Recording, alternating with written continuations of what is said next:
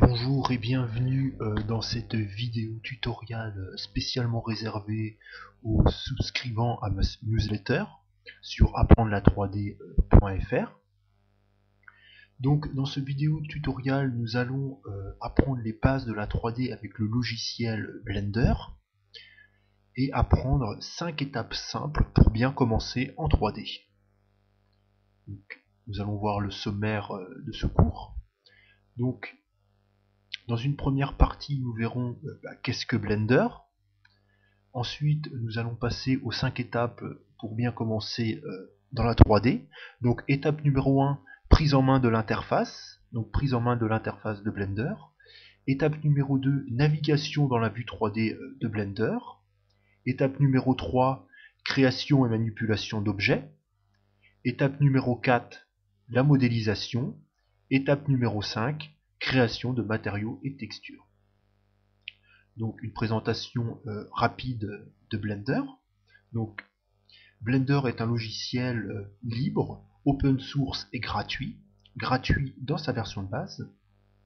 Donc libre, ça veut dire qu'on peut distribuer Blender autant de fois que l'on veut à qui l'on veut.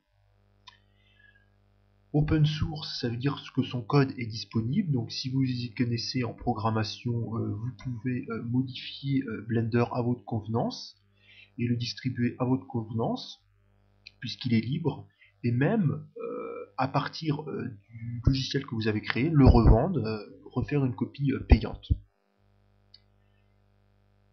Donc maintenant nous allons passer à l'étape 1 qui est la prise en main de l'interface de Blender. Donc Blender, l'interface de Blender à son démarrage est comme ceci. Donc nous avons une barre de tâches, pas identique en quelques points aux barres de tâches Windows. Donc nous avons un menu fichier, nous pouvons ouvrir un nouveau fichier, créer un nouveau fichier, sauvegarder, les préférences utilisateurs de Blender qui sont vraiment très importantes. Alors ici nous avons le moyen de sauvegarder une présentation de Blender, une présentation qui sera effective à chaque démarrage. Load Factory Settings, ça permet de recharger en fait les paramètres de base de Blender. Link et Happen permet d'importer des objets, des textures et différentes choses d'autres fichiers Blender, de fichiers .blend, puisque Blender, les scènes Blender sont enregistrées en fichier .blend. L'import permet d'apporter des fichiers venant d'autres logiciels comme 3D Studio, et l'export permet justement au contraire d'exporter des fichiers vers 3D Studio dans d'autres formats. Et quitter qui permet de quitter le logiciel. Head ici qui permet d'ajouter différents objets. Donc nous y reviendrons un peu plus en détail dans l'étape numéro 3. Le rendu qui permet de rendre une image de la vue 3D. Et différentes options de scène et de rendu. À gauche, nous avons la barre des objets. Donc cette barre permet d'effectuer des modifications sur l'objet qui se trouve dans la vue 3D, des modifications par exemple de déplacement, translate, de rotation, rotate, et enfin scale, de redimensionnement. Nous pouvons également dupliquer l'objet, duplicate, le supprimer, et nous allons resélectionner l'objet, le redupliquer et joindre deux objets. Donc ici nous avons un objet, deux objets. Nous allons sélectionner les deux objets en appuyant sur la touche Shift et l'autre objet, donc ça permet de sélectionner les deux, et joindre. Maintenant les deux objets ne sont plus qu'un, puisque lorsque nous désélectionnons tout, touche A du clavier, et que nous recliquons sur un cube ou sur l'autre, les deux sont sélectionnés.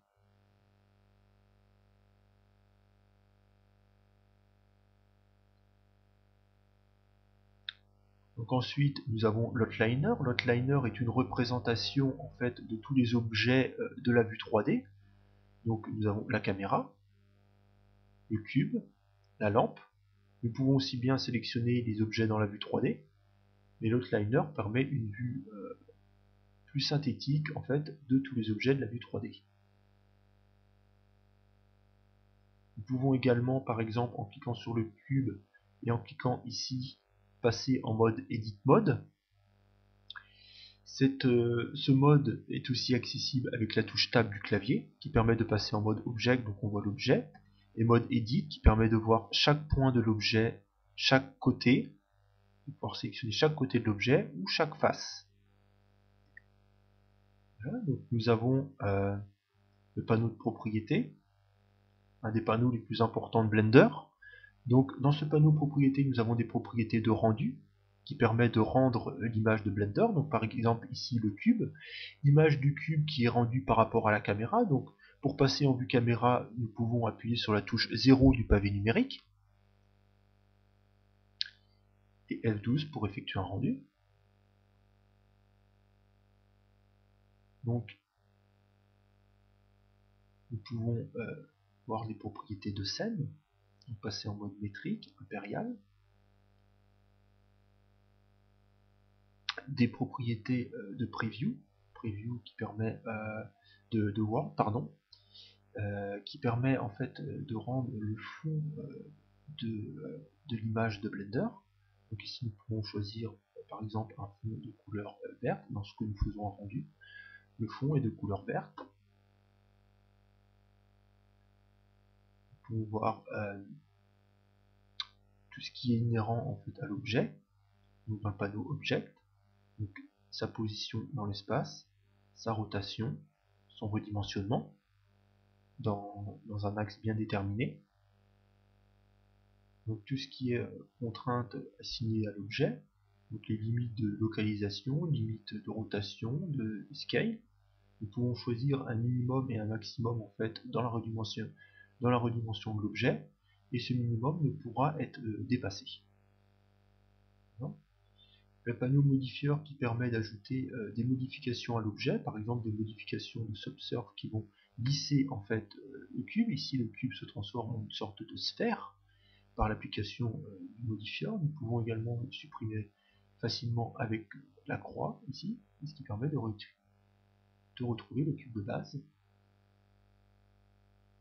Donc nous avons les vertex groups qui permettent de sélectionner un groupe de vertex et d'y appliquer des caractéristiques spécifiques comme des particules ou, par exemple nous pouvons sélectionner une partie d'un objet et y appliquer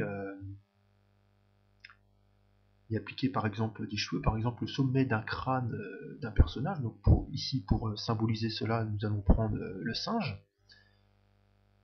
la tête de singe en fait, effectuer une rotation, redimensionner. Par exemple, nous pouvons choisir dans les vertex group uniquement la partie du crâne, par exemple ici, la partie du crâne du singe où il pourra avoir des poils.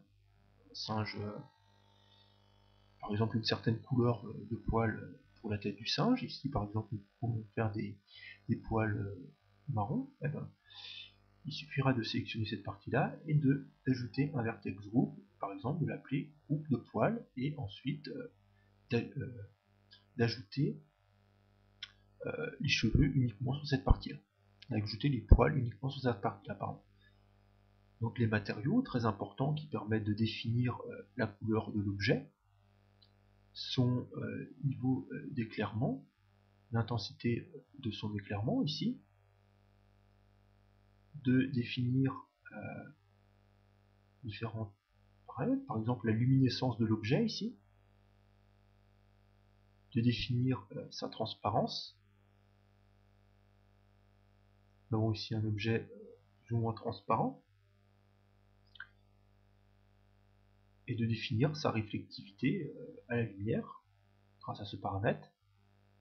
Nous voyons ici que la sphère réfléchit l'environnement.